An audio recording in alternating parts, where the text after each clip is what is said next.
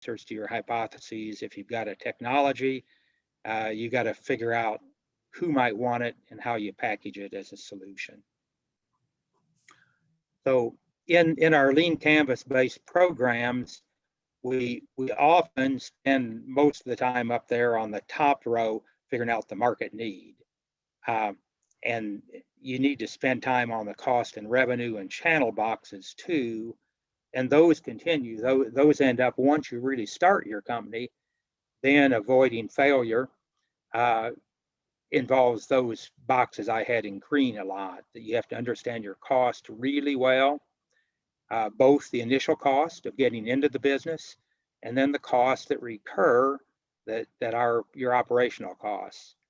And startups often forget that time is money, that if you delay something, it pushes the revenue out, and all these wonderful spreadsheets you had aren't right anymore.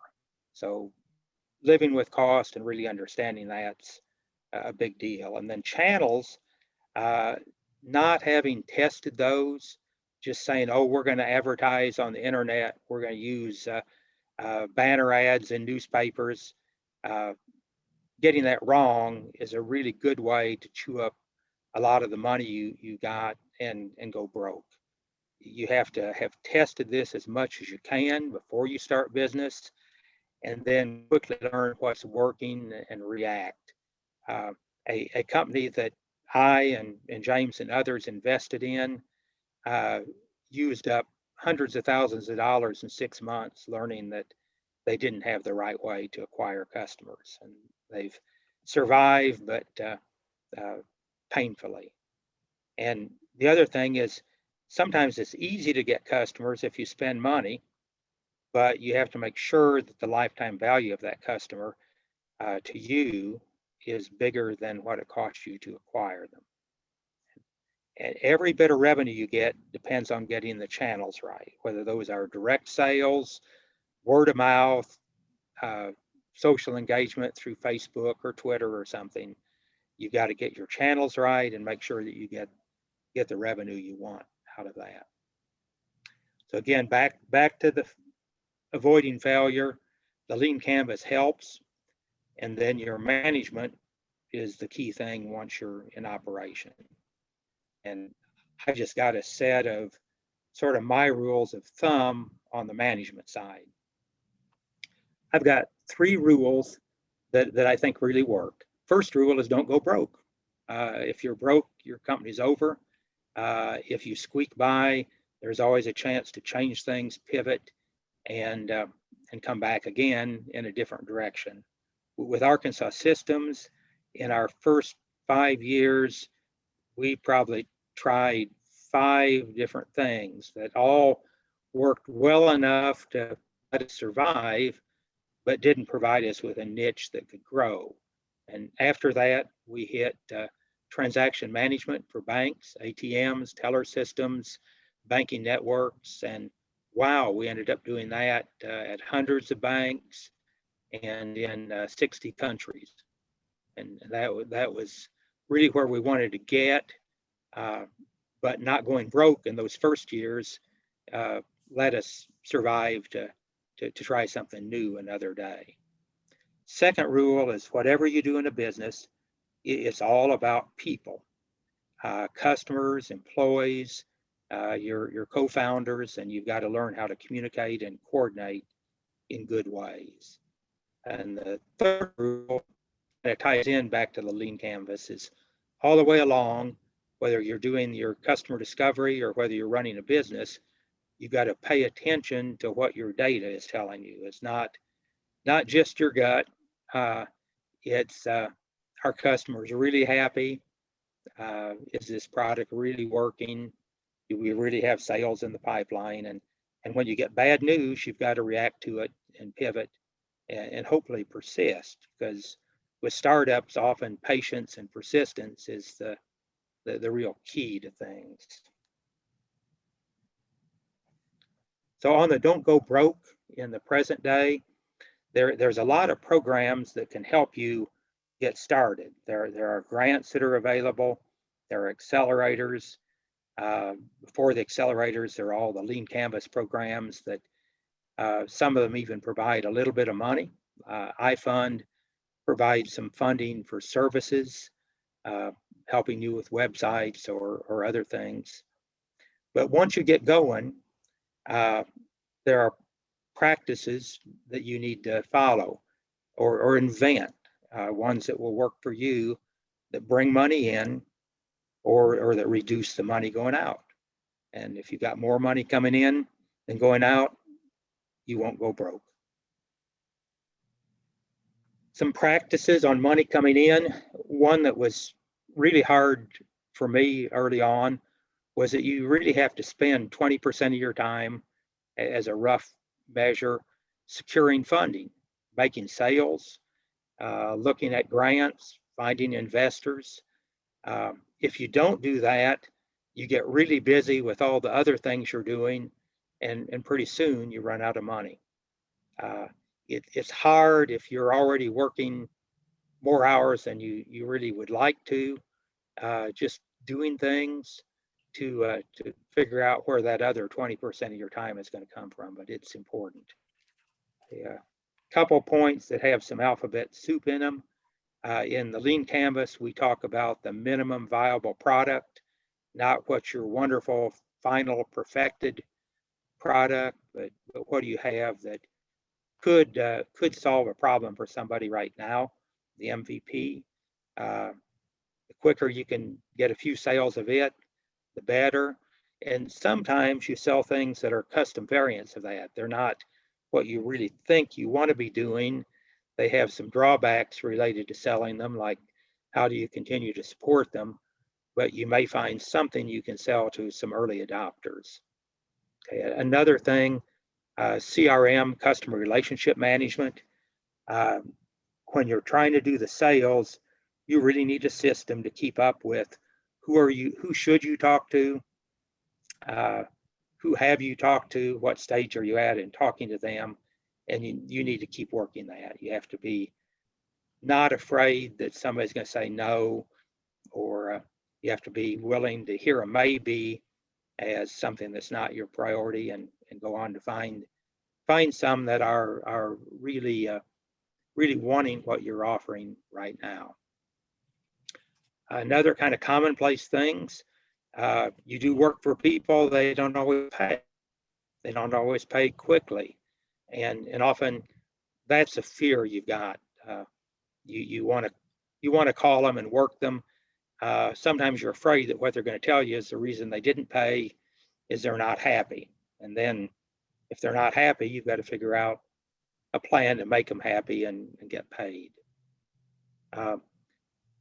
If you're not bringing in the money from selling your product yet, things are going a little slow there. There's always variants of your product or service that you can kind of package up as consulting or contracting. And those are either future facing, where you're saying, yeah, we're really in this business, we want to move in this direction. And if I can get a banking consulting project, that's partially getting me down the road to selling my product to banks. Or it could be looking backwards to where you came from. In Arkansas Systems, both James and I ended up doing some contract work for the places we worked earlier. Easy enough to get in and make a little money and survive for another day. Your early investments, if you can't convince friends, family, and enthusiasts to put some money in,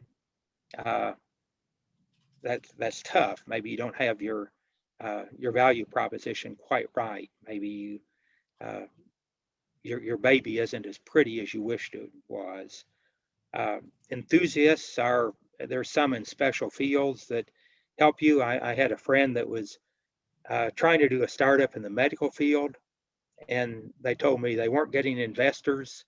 They needed $150,000 really badly, and they had 5 doctors that were really excited about what they were doing. And I said, well, have you asked those 5 doctors to write a $50,000 check each?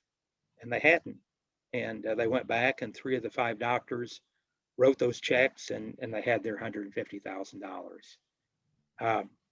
Getting investment from the founders with Arkansas Systems, I put in all of my savings. James put in all of his savings, which showed we had confidence, and certainly made us want to make it work. When you hire people, asking them to be part of the investment, and we offered every employee a chance to invest. Okay, maybe a little bit funnier ones on reduce the money going out. A number of companies that I've been involved with, the people quit their day jobs too early.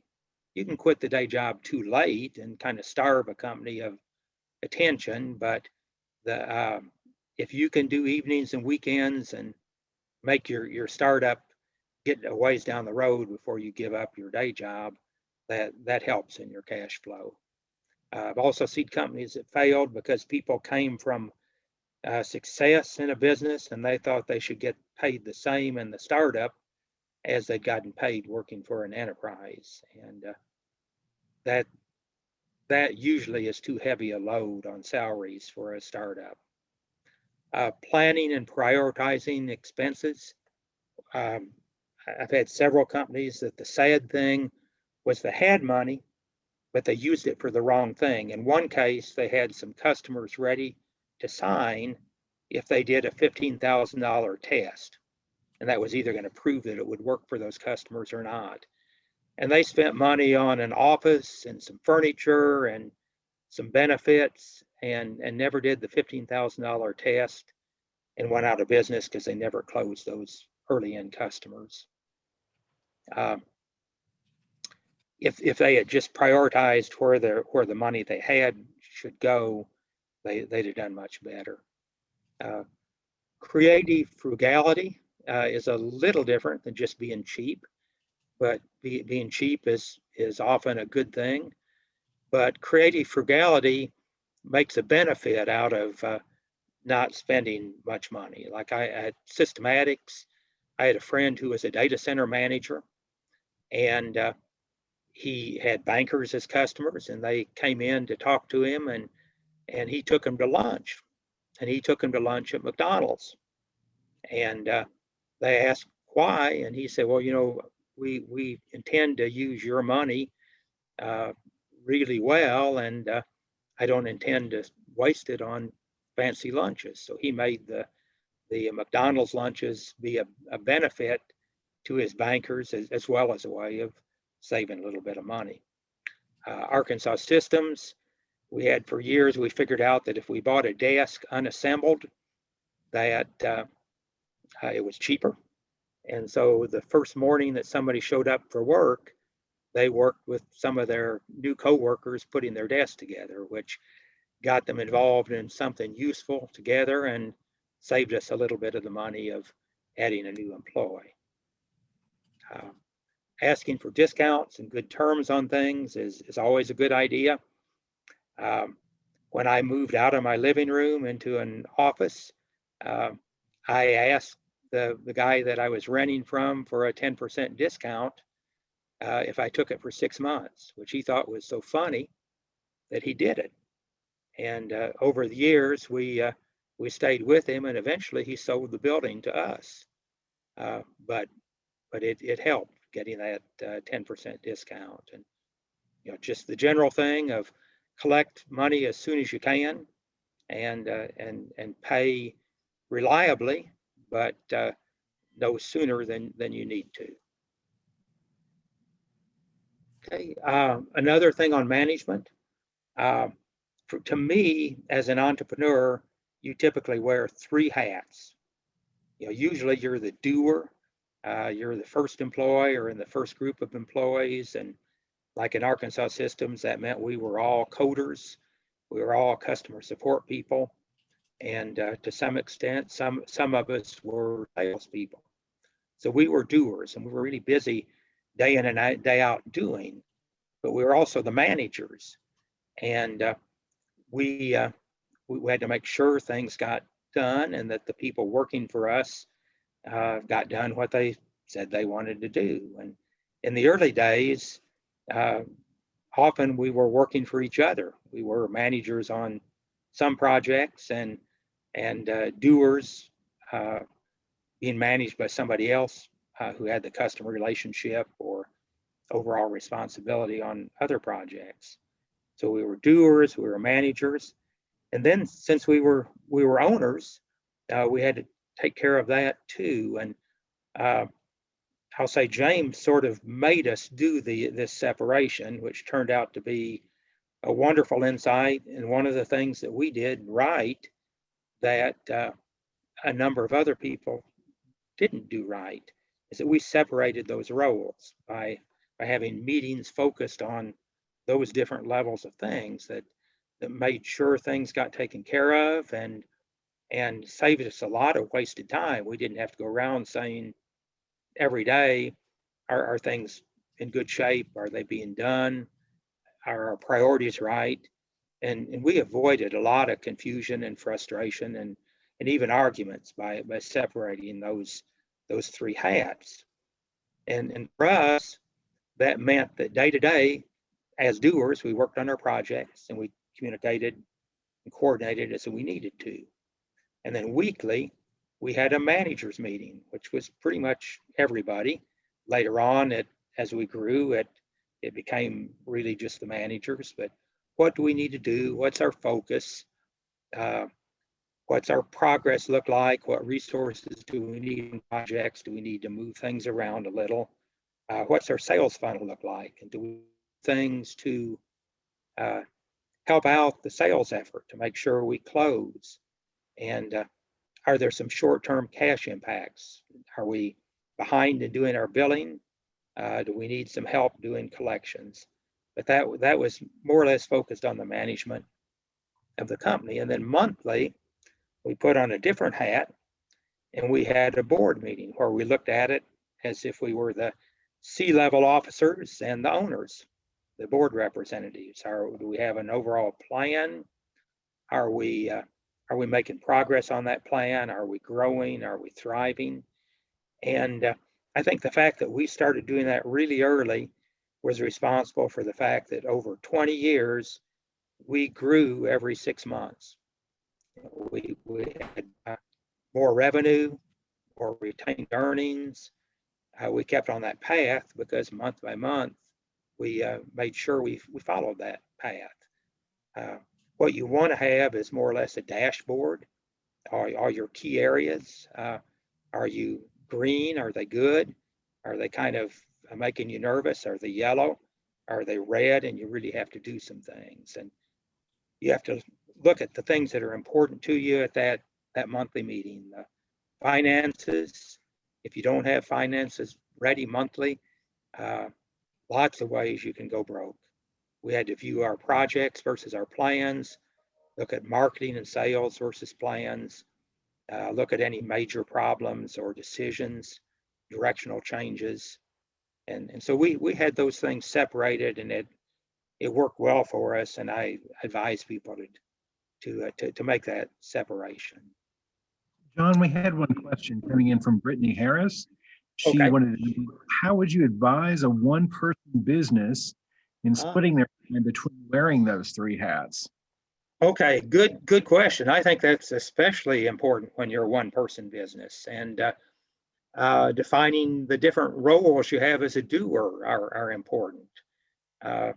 There were times that I had to say, I'm going to be a salesman this part of the day. I'm going to be a doer this part of the day, and doing programming. Often the doing was evening, and the meeting with people was morning, and the middle of the day was sales. But you have to segregate your time to your task, and I think even if it's just you have to sit down weekly and say, okay, I'm managing this stuff. How are we doing? Where does the focus need to be? Have I put in enough time in sales? Do we have the sales funnel working? Have I put in enough time on the key projects? Have I put in enough time on collections and billing? so that you're, to me, putting that different hat on lets you get away from your feelings. I feel harassed. I feel overly busy. I'm nervous about this. I'm nervous about that, and look at it more uh, from a little bit of distance and separation. So you can say, well, if this was somebody else, I'd be telling them this. And some of those meetings you can, if you have mentors, you may want to do those meetings in conjunction with your mentors. Um, Fairly early, we had some outside board members, and it, at first, all we could pay them was a free meal. But we picked some people that were, we had an executive from Energy, that he was a similar uh, caliber of person to us, but he was outside. And if we could explain things to him, uh, we were probably able to better deal with them and solve our problems. But yeah, especially if you're one person, if you're two people, I think these are, it's really important to separate your roles and do these things with yourself.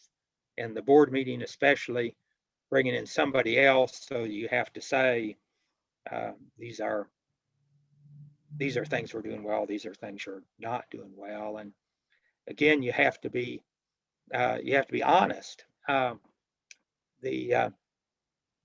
the right team's important. And early on with Arkansas Systems, my biggest honesty with myself was I was pretty good technically. Uh, I could actually do the books, but I found out after about 3 or 4 months we had somebody that could do those better. And I found out after a couple years that I wasn't. I probably already knew this. I wasn't the best manager once we got operations. I was good at starting things. I was good at solving problems, but our team needed to switch, and that's when basically when James Hendren became president, and we did better after that. Uh, but you have to make sure your team has the right skills, and is everybody in a role they can succeed in and be happy in? Does your team work well together? Are you building a company culture that can succeed? One of the things that makes me happiest is it's been 20 years since Arkansas Systems merged into Euronet, uh, but the culture is still there. We built a culture that's lasted uh, and contributed to the success of the successor company. But when you're really starting and you're trying to add people, making sure you get these skills is important. There's a lot of startups that I work with and I fund that they either understand the problem, but they don't understand the technology, and they really need to add somebody that can understand the technology they need to solve the problem, or they're coming in from the technology and they don't understand the problem area at all, and they need to add somebody that's more got more business background or sense, or understands the field of work that they're in. John, one other question. Heather Browning wanted to ask how you would advise someone with a business where there are clients out there, but she feels that most of them are trying to get you to perform services for less than the going rate. And she gives an example that there's a client who asks her to edit and format a 70,000 word book for less than $100. What would you advise in that situation?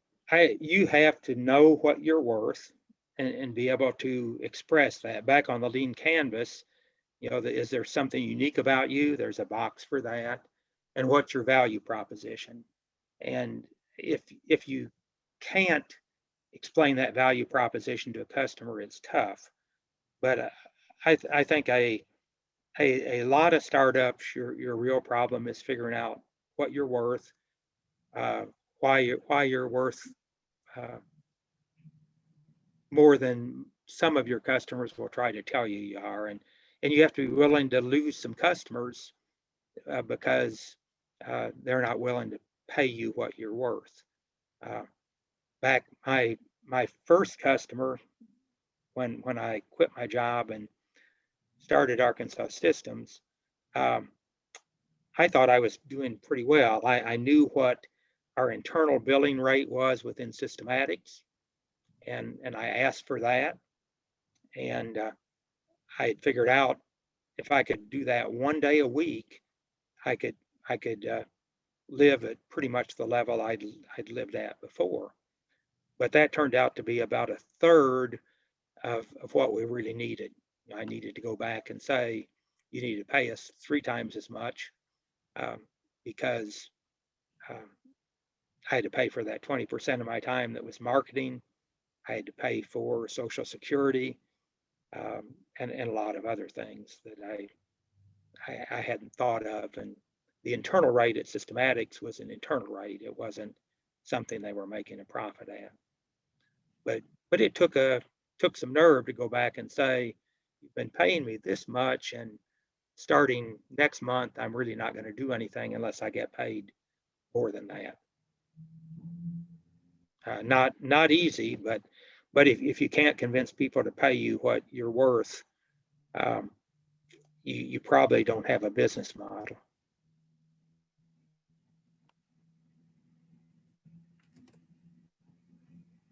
I think we're down to questions. There was one other question that came in from B. Wallace. She says she has a mental health agency and she's a sole provider, and she wanted to know how she could possibly get clients. Right now, she's only taking Medicaid and private pay, and it's just not working for her. Okay. The best advice is try to go through one of these lean canvas programs. Uh, you could try it on your own, but you'll do it a lot better. Like if you were an iFund or these other ones, you get mentors that have been through the process before, and instructors, and they add a lot to you. But the real answer, you've got to go out and talk to the people that you think are customers and listen to what they really need, and then try to package up your services to fit that really well. Harriet Brandon had a question. She wanted to know if you had used the SBA. I did not, but they're certainly a good resource. There's a lot of good resources, and the Arkansas Small Business Technology Development Center out at UA Little Rock is also a good resource. And the Venture Center is a good resource. We've got the chairman here in James, but we have a fair number of resources for entrepreneurs in Central Arkansas. Probably could be slightly easier to find them, but and I like the Lean Canvas programs. Obviously, any one of those helps. But the Small Business Center at the university, I know people have gone out there and gotten their accounting classes and many other good pieces of education.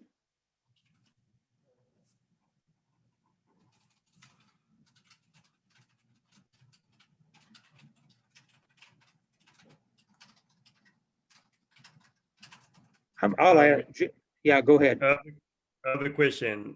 I think in business you have, by the way, great presentation, great information. I think every time you speak, I learn something. And I've been in your presentation many times, even in our own business academy. But I have a question. In business, you have like 5 things which are important when you start a business: idea, capital, management, business model, and timing. Out of those 5 things, what do you think is the most important for for a business to succeed? I mean, the idea may be wonderful or maybe not. That's why you have to go through a process and figure it out. So, I mean, I'm not sure I've got a one-word answer to that. You want to have a business plan that works. Your timing is often an important thing, and sometimes your path is that you just survive until the timing is right. It's like Arkansas Systems. We hit ATMs at a good time when they were there was a gap, and we could fill that gap with the technology and package a solution. But I don't have a one word answer out of those. Okay, that's fine. And can you maybe share more about the customer acquisition cost? Because I think most business when they start, they don't put that cost of acquire the customer. Can you maybe share a little bit more about that? Yeah. So how are you going to get a customer? You figured out, bing, bing, bing, that somebody really wants this thing you're offering. Well, how do you find them? There's a universe of suspects out there. If you think, and that lean canvas kind of teaches you need to go talk to a specific person in a specific kind of organization. But how do you reach them? And maybe you learned that by talking to them. Maybe they all read the same newspaper Saturday night. Probably not anymore. But are you going to go after them by going to a conference, having a booth? Then you figure out what it costs you to go to the conference and have the booth, and figure out how many customers you get from that and how much revenue. Or if you're digital, are you going to run ads on Facebook? What does that cost you? If you want one company I worked with did some experiments, they found out that they could run $140 worth of ads basically on Facebook and get $250 of income from it, which was positive, not great. If they retain that customer for another year, then they had another $250 of income. But you have to come up with a hypothesis about how you're going to find these customers. You're going to pay for search terms in a search engine. You're going to pay for ads someplace. You're going to pay for a person to do those ads and manage that. That would all go into your cost of acquisition. And as you know, like at Remix Ideas, we work with most of our entrepreneurs. They are Black entrepreneurs. And one of the problems they're facing is access to capital. So when they start the business, they really undercapitalize. How can somebody who start a business with less money really be able to succeed in really to build a business which can be successful? How can they do it? Where they're family and friends, they don't have money. The traditional banks, most of the time, they don't give money to the startups, especially when it comes to the Black entrepreneur. There are many barriers in that area.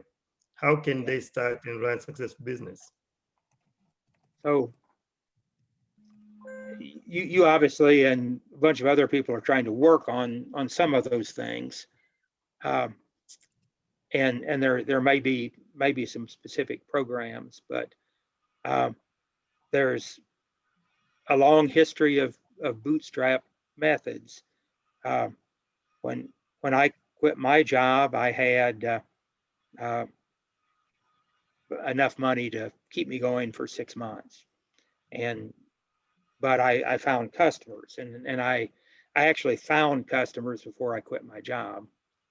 But if you're trying to bootstrap yourself up, you have to find some set of initial customers.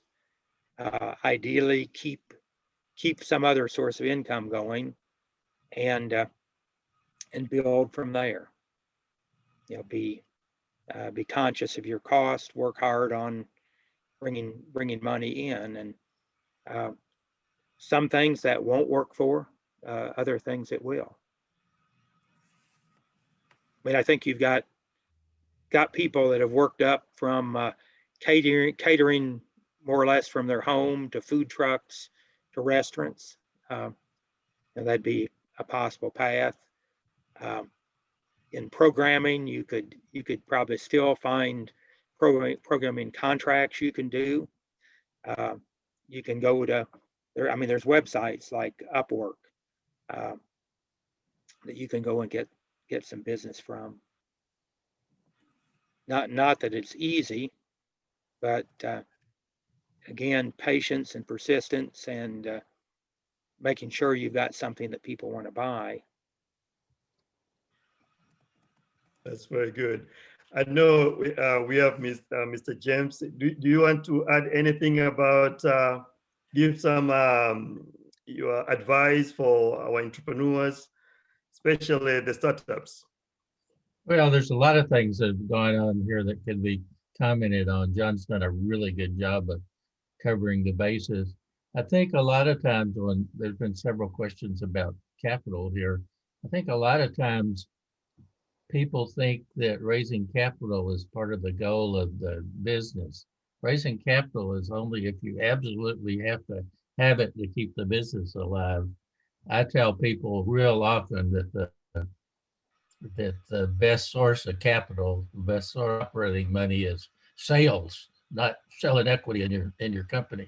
Now, as John mentioned this, there's sometimes that's just not at all the case. If you're actually having to spend a lot of money developing a product, whether it's software or a manufactured product or whatever, you obviously have to find capital some way. Friends and family, maybe, or employees that are willing to really bootstrap and not take much salary. But just want to point out, capital should not be a goal, a basic goal of the company. It's a tool if you need it, and many people really do. But I think that's an important point. I think one other comment that I really like that John talked about is separating the responsibilities, and that's time, as John mentioned. But even that one person company that was asked the question, take those functions that we were talking about there and set a time schedule where you're going to go just sit down with yourself and think about those, or go find a mentor to kind of walk through them with you.